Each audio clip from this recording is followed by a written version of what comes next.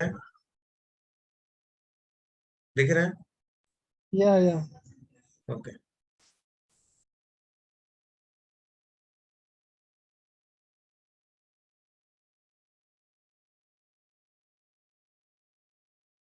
ठीक है, तो आपने पूछा कि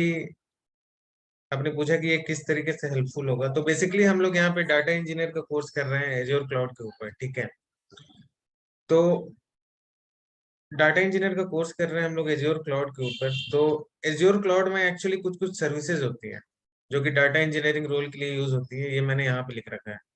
ठीक है, इसके अंदर एक सर्विस होती है एज्योर डाटा ब्रिक्स। और ये डाटा ब्रिक्स, ये जो जुपिटर नोटबुक आप देख रहे हैं, ये जो जुपिटर नोटबुक ये देख रहे हैं, ये आपने देखा होगा शायद पहले, है ना? आपने देखा है ना सर? हेलो। जी हाँ, देखा है। हाँ, तो ये डाटा ब्रिक्स नोटबुक्स होते हैं एक्चुअली इसी टाइप के। जुपिटर जैसे नोटबुक है ना, डाटा ब्रिक्स के भी इस तरीके से नोटबुक होते हैं। ठीक है, जो डाटा ब्रिक्स है इसके भी नोटबुक्स होते हैं इसी तरीके से।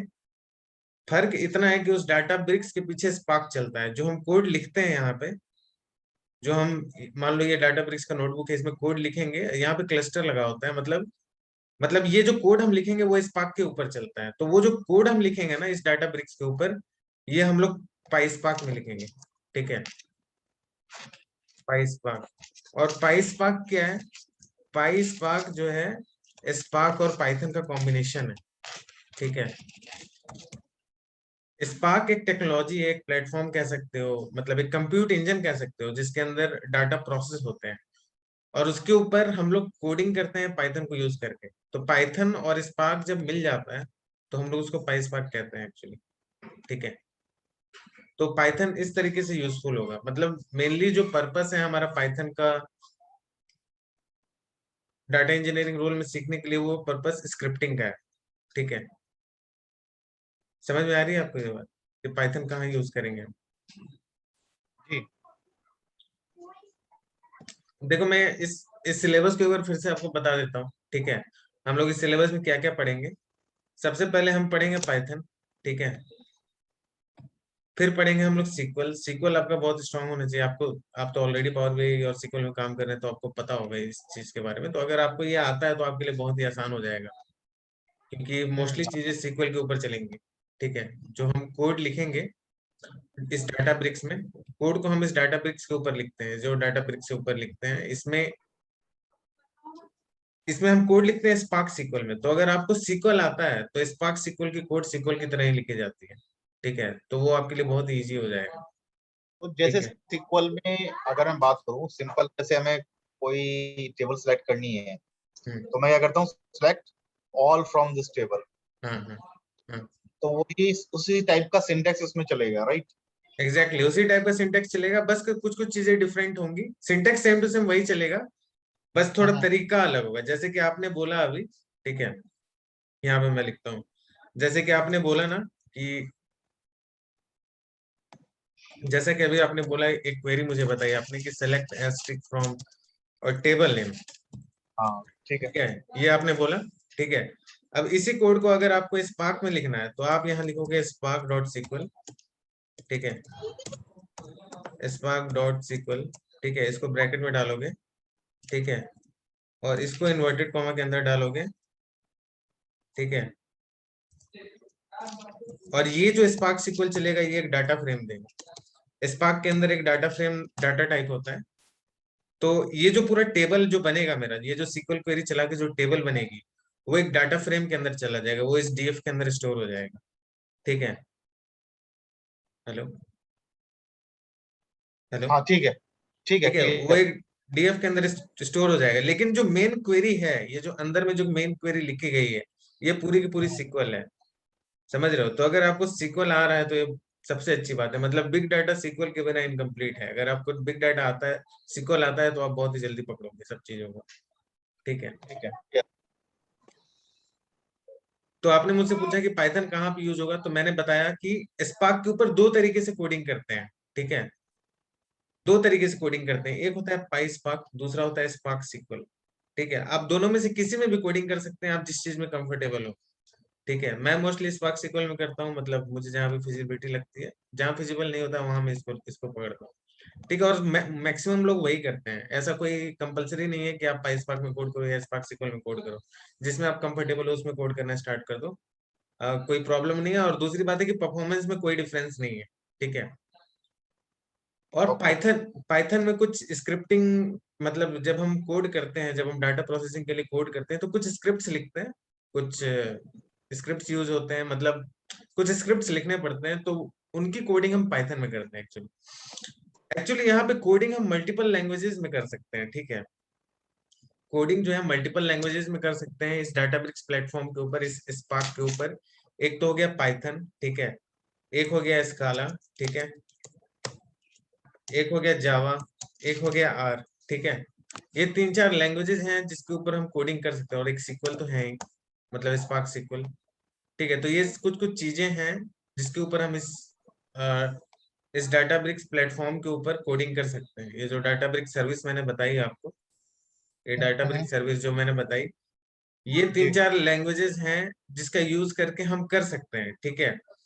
लेकिन चूंकि इस पाइथन लैंग्वेज का इतना हैवी यूज है, मतलब इतना मल्टीपर्पज यूज है, और ये इतनी अच्छी लैंग्वेज है, क्योंकि इस लैंग्वेज ने अपने आप में बहुत चीजें मिक्स है। एक तो ये प्रोग्रामिंग कर सकते हैं, इससे वेब डेवलपमेंट कुछ भी कर सकते हैं। दूसरी चीज इसमें स्क्रिप्टिंग टाइप की चीजें हैं, जैसे यूनिक्स में एलएस कमांड से जैसे लिस्ट ऑफ फाइल्स दिखा देता है, ठीक है। और डेट टाइम के साथ बहुत इजीली आप खेल सकते हो इस पाइथन के अंदर, ठीक है। खैर वो सब एक अलग चीज है, पता नहीं आपको यूनिक्स पता है कि नहीं, वो सब हम धीरे धीरे डिस्कस नहीं करेंगे। नहीं अच्छा। नहीं। अभी अच्छा। जैसे हम डेटा से एक्चुअली डेटा पे काम करते हैं, तो हाँ। वहां पे पावर बीआई में डेटा को कस्टमाइज करते हैं, तो वहां पे मतलब पाइथन यूज हो सकता है, मतलब क्या यूज होगा इसका? कहाँ पे फिर से बोलो। मतलब पावर बीआई में भी पाइथन का यूज हो सकता है? हाँ बिल्कुल हो सकता है। पावर बीआई में एक पाइथन का ऑप्शन आता है जहाँ हाँ पे आता है, पांडाज पीवाई लिखा नंपाई, हुआ पांडाज नंपाई ये सब चीजें यूज होती हैं। पता नहीं मेरे में पावर बीआई इंस्टॉल है कि नहीं, इंस्टॉल नहीं है। है। वहाँ पे है पांडाज उसको। नंपाई मैटप्लॉटलिब ये सब कुछ मॉड्यूल्स है जिसका यूज करके आप डाटा का एनालिसिस वहाँ पे कर सकते हैं पावर बीआई के अंदर। अच्छा। लेकिन मैं पांडास नंपाई नहीं बताऊंगा, क्योंकि वो डाटा एनालिसिस की चीजें हैं और डाटा इंजीनियरिंग में वो ज्यादा यूज आएंगी नहीं आप, ठीक है। हेलो। ओ, ठीक ठीक। है। ठीक है। हाँ तो चलिए स्टार्ट करते हैं, हम लोग उस लेक्चर को कंटिन्यू करते हैं। और आपको कुछ और डाउट होगा तो आप पूछते चलना। एक बार आप वो ओरिएंटेशन वीडियो देख लेना जो मैंने बनाया है, आपको भेजा था, ठीक है। आपको बहुत चीजें ठीक। क्लियर हो जाएंगी, और अगर नहीं होंगे तो फिर हम अगले क्लास में एक राउंड और उसको देख लेंगे, ठीक है। ओके। ठीक है। ओके। ठीक है। तो हम आज स्टार्ट करते हैं। तो आपको आपको मतलब कोई भी प्रोग्रामिंग लैंग्वेज के बारे में पता है, मतलब आपने पढ़ा है? मतलब मैं ऐसे ही जानना चाह रहा हूँ कि मतलब मैं किस लेवल से आपको बताऊं, इसलिए। हेलो। ये पाइथन तो अपने ये जो ऑटोमेटिक है, ये तो मैंने किए हुए हैं, ये चीजें ओके। चलती हैं इसमें। अच्छा, ये सब पता है आपको, राइट? जी। ये ऑपरेटर्स के बारे में पता है आपको, जी। राइट? ठीक है। आशीष सर का, ये इनका भी आपके इतना एक्सपीरियंस है क्या? ये आशीष बिल्कुल नया है, इसको थोड़ा आइडिया नहीं है इसके बारे में। अच्छा, तो पाइथन के इसके बारे लिए में कोई आइडिया नहीं? नहीं, अच्छा, बिल्कुल ये फ्रेश भी है। आप, अच्छा फ्रेशर है, अभी पास आउट है क्या?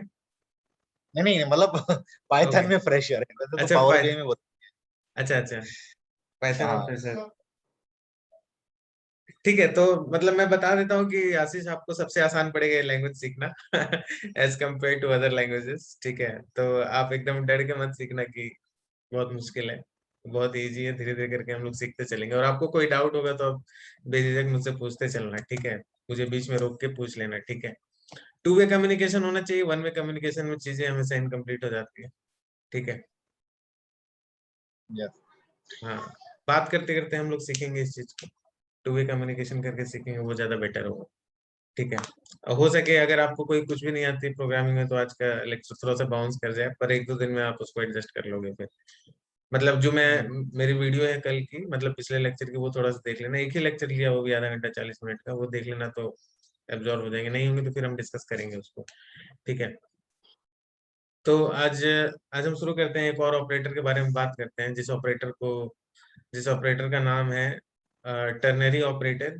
ये ये टर्नरी ऑपरेटर इसको कहते हैं, ठीक है। और इसमें क्या होता है, इसका इसका एक इसका एक फॉर्मेट लिख देता हूँ मैं।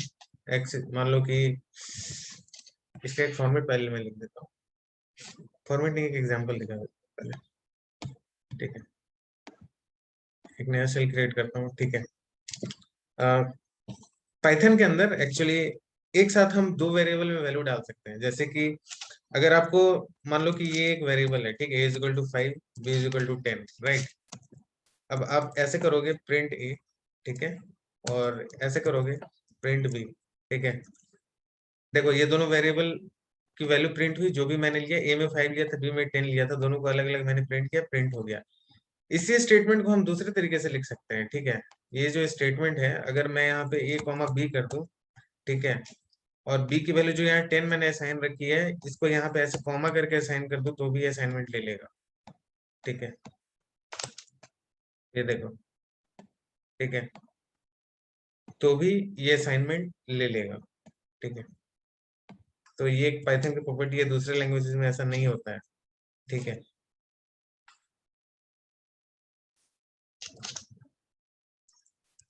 और एक चीज मैं बताना चाह रहा था, अगर आपको इन दोनों वेरिएबल्स की वैल्यूज को स्वैप करना है, a में 5 है अभी और b में 10 है, ठीक है।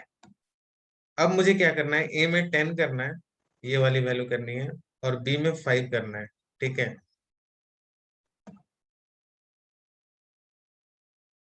a में 10 करना है और b में 5 करना है, तो देखो कितनी इजीली मैंने वैल्यूज को स्वैप कर दिया। दूसरे लैंग्वेज में जाओगे तो बहुत लंबा चौड़ा आपको चलना पड़ेगा, ठीक है। बस मैंने क्या किया कि a में b की वैल्यू को डाल दो और b में a की वैल्यू को डाल दो, और देखो मैंने a को प्रिंट किया, b को प्रिंट किया, देखो a की वैल्यू 10 आ गई, b की वैल्यू 5 आ गई। जबकि मैंने असाइन क्या किया था, a में 5 असाइन किया था और b में 10 असाइन किया था, ठीक है। तो देखो ये मैंने कितनी इजिली वैल्यू को स्वैप कर दिया यहाँ पे। कोई कुछ बोल रहा है क्या, या फिर नॉइज है बैकग्राउंड से? शायद नॉइज है, तो हम आगे बढ़ते हैं, ठीक है। तो ये चीज समझ में आई, ये चीज समझ में आई सबको? कोई कुछ बोलेगा? हेलो? ठीक है, आ रहा ठीक है। हाँ। तो बहुत इजीली यहाँ पे मैंने स्वैप कर दिया और एक साथ मैंने दो वेरिएबल में वैल्यू डाल दी। दूसरे लैंग्वेजेस में ऐसा नहीं होता है, दूसरे लैंग्वेजेस में अलग अलग वेरिएबल में वैल्यू को असाइन करना पड़ता है, ठीक है। ये जैसे मैंने ऊपर बताया आपको, ठीक है। अब अब जो है, मान लो कि मैंने दो वेरिएबल में वैल्यू लिया, a, b = 10, 20, ठीक है। अब क्या हुआ, a में 10 आ गया और b में 20 असाइन हो गया, ठीक है। अब जो है, अब जो है मैं एक वेरिएबल लेता हूँ, x = मान लो यहाँ लिखता हूँ मैं 30 if a is less than b, ठीक है। और यहाँ पे लिखता हूँ else 40, ठीक है। और यहाँ पे मैं लिखता हूँ प्रिंट x, ठीक है। अब देखो ये आउटपुट 30 आ रही है। एक्चुअली कर क्या रहा है, ये जो मैंने स्टेटमेंट लिखा है, इस स्टेटमेंट को हम लोग टर्नरी ऑपरेटर कहते हैं, जो मैंने यहाँ पे ऊपर में लिखा है टर्नरी ऑपरेटर। ऑपरेटर जो मैं टॉपिक पढ़ा रहा हूँ, ये जो ये स्टेटमेंट है, इसको हम कहते हैं टर्नरी ऑपरेटर, ठीक है। ठीक है, यहाँ पे क्या हुआ कि यहाँ पे क्या हुआ कि इसने चेक किया इफ, इतना स्टेटमेंट अभी देखते हैं। If a is less than b, तो क्या ये ट्रू है?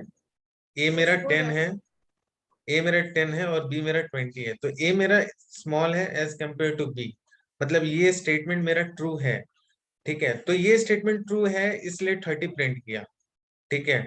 और अगर ये स्टेटमेंट फॉल्स होता तो ये 40 प्रिंट करता, ठीक है। इसको फॉल्स करके देखते हैं ये, ठीक है। इसको मैं फॉल्स करके देखता हूँ क्या प्रिंट होता है, ठीक है। ये देखो 40 प्रिंट हुआ, ठीक है। तो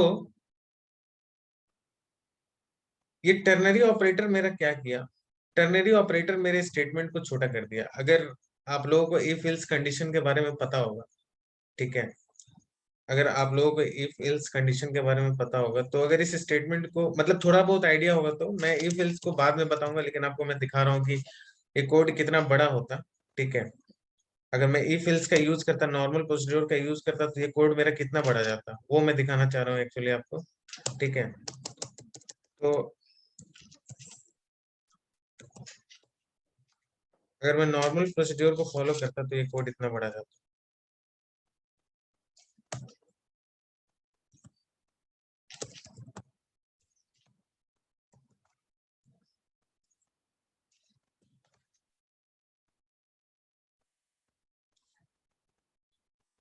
ठीक है,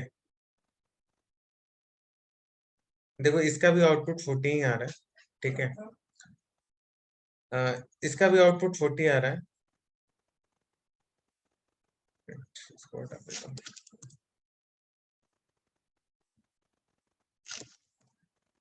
देखो इसका भी आउटपुट 40 आ रहा है, ठीक है। और इसमें भी कंपैरिजन हो रहा है जैसे मैंने ऊपर किया है, लेकिन ये कोड मैंने 3 लाइन में लिख दिया और सेम कोड यहाँ पे 5 लाइन में लिखा गया, ठीक है। तो ये सब ऑपरेटर्स उन सब केसेस में बहुत यूजफुल हो जाते हैं, जब जब जब आपको मतलब बड़े बड़े कोड्स को मतलब कम लाइंस में लिखना है। 5 लाइन का कोड 3 लाइन में लिख रहे हैं। और भी बहुत कुछ कुछ इसी तरीके की फंक्शनैलिटीज हैं। कुछ कुछ ऑपरेटर्स हैं जिसको यूज करके आप लंबे लंबे कोड को छोटे छोटे मतलब कम लाइंस में लिख सकते हो। तो यहाँ पे कोड्स बहुत ऑप्टिमाइज हो जाते हैं। अब पाइथन की एक और बहुत बड़ी प्रॉपर्टी की रीडेबिलिटी बहुत हाई है। मतलब आप कोड को देखते हैं बहुत इजीली समझ जाओगे कि कोड में हो क्या रहा है, ठीक है। जावा वगैरह में आप इतनी इजीली नहीं समझ सकते, जावा सी प्लस प्लस मतलब बहुत ही स्ट्रगल करना पड़ेगा। लेकिन पाइथन में क्या है, सिंपल इंग्लिश की तरह लिखा रहता है, तो बहुत ही इजीली आप समझ जाते हो कि बहुत ही इजीली आप समझ जाते हो कि कोड में क्या लिखा हुआ है। मतलब रीडेबिलिटी उसकी बहुत ही हाई है। और दूसरी बात है कि इसकी मतलब आप बाकी लैंग्वेजेस के कंपैरिजन में बहुत ही कम टाइम में इस लैंग्वेज को सीख सकते हो। लैंग्वेज इतना इजी है, तो आप इस कॉन्फिडेंस में हमेशा रहना कि आप इस लैंग्वेज को सीख ही जाओगे अगर आपने इसको टाइम दिया तो, ठीक है। तो ये ये जो मैंने लिखा था यहाँ पे, ये टर्नरी ऑपरेटर है एक्चुअली। तो इसका एक सिंपल फॉर्मेट में लिख दे रहा हूँ। तो ये देखो, ये फर्स्ट वैल्यू है, ठीक है। ये मैंने इफ कंडीशन दिया है, ये मैंने इल्स कंडीशन दिया है, ठीक है। और यहाँ पे मैंने सेकेंड वैल्यू दी है। तो अगर ये इफ कंडीशन फुलफिल होगा, ये जो इफ कंडीशन मैंने लिखा है, तब ये आउटपुट आएगा, ये फर्स्ट वैल्यू। अगर ये इफ कंडीशन फुलफिल नहीं होगा, तब ये सेकेंड आउटपुट आएगा, ठीक है। और इस चीज को मैं एक जनरल स्टेटमेंट ऊपर बना के लिख दे रहा हूँ, ताकि आप लोग इंटरव्यू दो तो इसको देख लेना एक बार। तो इंटरव्यू में ये पूछते हैं, टर्नरी ऑपरेटर के बारे में पूछते हैं, तो ये आपको याद रहे। यहाँ फर्स्ट वैल्यू देना है, यहाँ पे इफ कंडीशन लिखना है। और इफ कंडीशन अगर ट्रू हुआ, इफ कंडीशन अगर सक्सेस हुआ, तो फर्स्ट वैल्यू रिटर्न करेगा। Else else second value return करेगा, ठीक है। तो ये टर्नरी ऑपरेटर का एक फॉर्मूला है, एक स्टेटमेंट, ठीक है। ठीक है, तो ये टर्नरी जो ऑपरेटर है ये इसको मिनिमाइज करने के लिए यूज होता है। हाँ, ये इफ एल्स स्टेटमेंट को देखो कितना कम लाइन में कर दिया, ठीक है। हम्म। अभी मैं एक और कोड लिख के दिखाता हूँ, आप देखना ये कितनी कम अच्छा, लाइंस में इसका इसको करेगा। नेस्टेड इफ में कैसे यूज होगा? क्या? नेस्टेड इफ अगर हम लगाते हैं, नेस्टेड इफ अगर लगाते हैं, हाँ। यानी कि एल्स की कंडीशन ही कंडीशन, उसमें कैसे हम्म, यूज होगा? कर सकते हैं, देखो दिखाता हूँ आपको, ठीक है। मान लो कि 3 नंबर ले लो। 3 नंबर को मान लो कंपेयर करते हैं, ठीक है। कंपेयर नहीं, मान लो कि हम 3 नंबर में से कोई मिनिमम नंबर निकालना चाहते हैं, ठीक है। मान लो कि हम एक प्रोग्राम लिख रहे हैं, प्रोग्राम टू फाइंड 3 नंबर, ठीक है।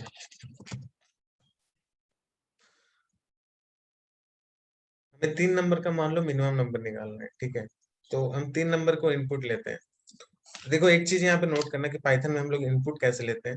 तो मान लो कोई वेरिएबल ए, इसमें हमको इनपुट लेना है, मतलब कंसोल से इनपुट लेना है, हमें इनपुट देना है, ठीक है। तो यहाँ पे मैं इनपुट वेरिएबल इनपुट इनपुट क्या कहते हैं इसको, इनपुट कीवर्ड का यूज करूंगा, ठीक है। इनपुट कीवर्ड का यूज करूंगा और मान लो कि यहाँ मैं लिखता हूँ इंटर फर्स्ट नंबर, ठीक है। इंटर फर्स्ट नंबर, ठीक है। अब अब क्या करता हूँ, मैं इसको रन करता हूँ, ठीक है। इसको रन किया, मान लो कि मैंने 5 दिया, ठीक है। और यहाँ पे प्रिंट कराता हूँ मैं ए को, ए में 5 वैल्यू चली गई है, ठीक है। तो देखो a इज इक्वल टू 5 है। एक बार इसका टाइप देखता हूँ, धीरे धीरे करके आप लोगों को सब समझ में आएगा, आप लोग देखते चलना। ठीक है, ठीक है।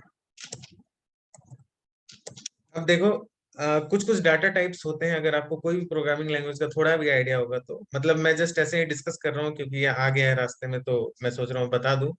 फिर आगे भी मैं बताऊंगा, अगर आप लोग को नहीं आता है डाटा टाइप के बारे में तो टेंशन मत लेना, मैं आगे फिर से इसको बताऊंगा। बस मैं अभी बता दे रहा हूँ, अगर अभी बता दूंगा तो आपके दिमाग में चला जाएगा, मे भी आगे और इजीली समझ में आए। ठीक है, तो मैंने यहाँ पे क्या किया, मैंने कंसोल से इनपुट लिया यहाँ पे। ठीक है, एक मिनट रिजल्ट को क्लियर कर देता हूँ, मैं आउटपुट को क्लियर कर देता हूँ। मैंने आउटपुट को क्लियर कर दिया। यहाँ पे मैंने क्या किया, इनपुट कीवर्ड का यूज किया और यहाँ मैंने लिखा इंटर फर्स्ट नंबर। ठीक है, और उसको एक वेरिएबल में स्टोर किया है ए। ठीक है, इस वेरिएबल में मैंने स्टोर किया है और इसको मैंने चलाया। ठीक है, ये देखो कंसोल में प्रिंट हुआ इंटर फर्स्ट नंबर। ठीक है, मैंने यहाँ पे कोई नंबर दे दिया, मान लो 8 दे दिया, और यहाँ पे मैं इंटर दबा दिया। अब क्या है, इस 8 ए वेरिएबल में 8 वैल्यू चली गई है जो मैंने यहाँ पे एंटर किया है। ठीक है, अब 8 वैल्यू चली गई है, अब इसको मैं प्रिंट करता हूँ। प्रिंट करने पे देखो 8 आ रहा है, क्योंकि इस ए वेरिएबल में, यहाँ इस ए वेरिएबल में जो मैंने कंसोल से इनपुट दिया है 8, वो चला गया है। ठीक है, तो ये 8 प्रिंट हो रहा है, लेकिन यहाँ पे एक गड़बड़ है, क्योंकि 8 एक इंटीजर वैल्यू है, ये एक डाटा टाइप है। इंट एक डाटा टाइप होता है, अगर आपको किसी प्रोग्रामिंग लैंग्वेज का आइडिया होगा तो, और नहीं होगा तो मैं बाद में बताऊंगा, इसके लिए आप टेंशन मत लेना, लेकिन मैं अभी बता दे रहा हूँ ताकि आपके दिमाग में रहे। ठीक है, तो 8 एक इंटीजर वैल्यू है, और जब मैं इसका टाइप चेक कर रहा हूँ, पाइथन में एक टाइप टाइप नाम का कीवर्ड होता है, जिससे हम किसी वैल्यू का टाइप क्या है, मतलब उसका डाटा टाइप क्या है, वो पता कर लेते हैं। तो देखो ये स्ट्रिंग है। ठीक है, ये स्ट्रिंग है, एक्चुअली ये स्ट्रिंग नहीं होना चाहिए, ये क्या होना चाहिए, ये एक इंटीजर होना चाहिए। लेकिन पाइथन का ये बाय डिफॉल्ट प्रॉपर्टी है कि जब भी हम कंसोल से कोई इनपुट लेते हैं, जैसे यहाँ पे मैंने इंटर फर्स्ट नंबर कंसोल से इनपुट वैल्यू 8 लिया है, तो पाइथन का एक इनबिल्ट प्रॉपर्टी कि जब भी हम कंसोल से कुछ इनपुट लेते हैं तो वो हमेशा स्ट्रिंग में लेता है। तो इसलिए यहाँ पे जो इनपुट ने जो वैल्यू लिया कंसोल से, जो मैंने वैल्यू दिया, वो बाय डिफॉल्ट स्ट्रिंग में गया है। अब इस स्ट्रिंग को हमको इंट में कन्वर्ट करना पड़ेगा। ये देखो आगे इंट लिखेंगे। ठीक है, इनपुट के बाहर इंट लिखेंगे, तो इसके अंदर जो भी स्ट्रिंग वैल्यू होगी, स्ट्रिंग वैल्यू क्या क्या आई थी, 8 आई थी, वो अपने आप इंट में कन्वर्ट हो जाएगा, और इंट में कन्वर्ट होके ए में स्टोर होगा। ठीक है, हम इसको करते हैं, चला के देखते हैं। ये कुछ गलत ले लिया। ठीक है, यहाँ पे डाल देते हैं 8, और यहाँ पे देखो अभी भी 80 प्रिंट हो रहा है, लेकिन अब ये देखना, ये टाइप चेंज होगा। ये टाइप जो है स्ट्रिंग था, ये इंट बनेगा अब टाइप। ठीक है, ये देखो इंट बन गया। ठीक है, तो अब देखो अब सही आ रहा है डाटा टाइप। ठीक है, अब प्रॉब्लम क्या थी कि अगर आप उसको स्ट्रिंग में ही लेकर करते ना, तो आप 2 नंबर को कभी ऐड नहीं कर पाते। अभी देखते हैं एक चीज, ये देखो, ये करते हैं, और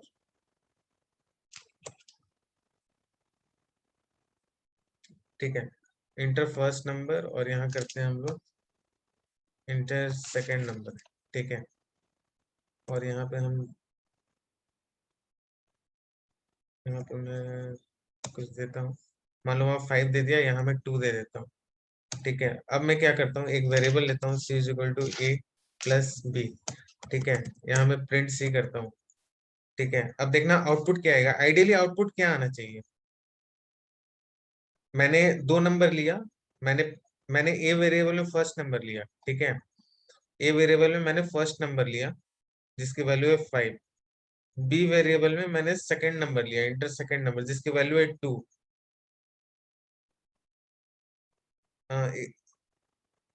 जिसकी वैल्यू है 2। ठीक है, इसकी वैल्यू मैंने 2 लिया है, बी वेरिएबल में मैंने 2 वैल्यू को स्टोर किया है। अब मैंने क्या किया है, सी इज इक्वल टू क्या किया है, ए प्लस बी, मतलब सी वेरिएबल के अंदर मेरा ए प्लस बी स्टोर हो जाना चाहिए, मतलब 5 प्लस 2 हो जाना चाहिए। ठीक है, मतलब मेरा रिजल्ट 7 आना चाहिए, आना चाहिए ना। हेलो, सुनाई दे रहा है सबको?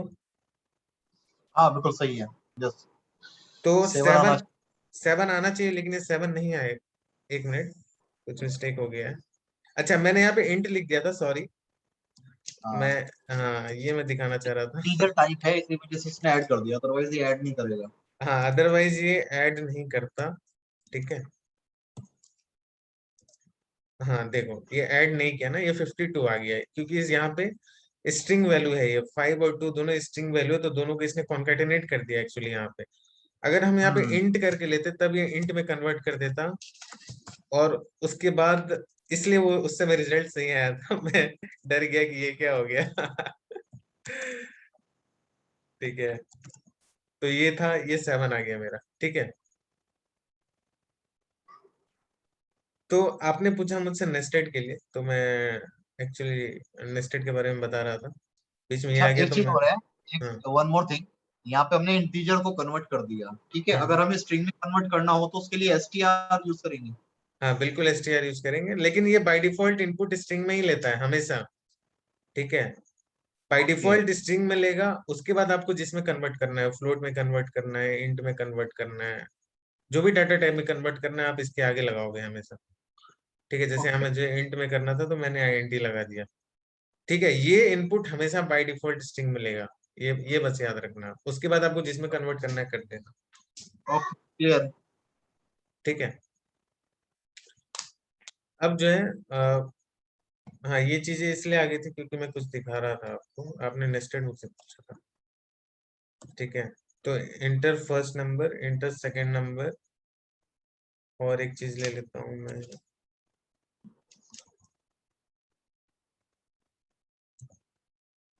और एक चीज ले लेता हूँ मैं,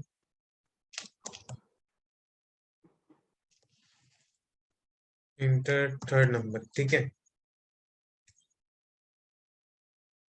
ठीक है। अब यहाँ हाँ। पे देखो, मैं टर्नरी ऑपरेटर लगाता हूँ कैसे, ठीक है। यहाँ पे टर्नरी ऑपरेटर लगाता हूँ, सबसे पहले मैंने क्या बोला आपको, फर्स्ट वैल्यू, अगर वो इफ कंडीशन सेटिस्फाई करेगी तो, ठीक है। तो मैं ये लिखता हूँ कि if A is greater than B and, sorry, if a is less than b and if a is less than c, ठीक है। तो अगर a जो है मेरा यहाँ पे, a अगर b और c दोनों से लेस होगा तो a मिनिमम होगा, राइट, हम्म। ठीक है। अगर a जो है b और c दोनों से लेस होगा तो b मिनिमम होगा, राइट। अगर ऐसा नहीं होता है, ठीक है, अगर ऐसा नहीं होता है, अगर ये कंडीशन मेरी फेल करेगी, ठीक है, तो क्या होगा, तो होगा, मान लो b ले लेते हैं, कब b होगा, if b is less than c, ठीक है,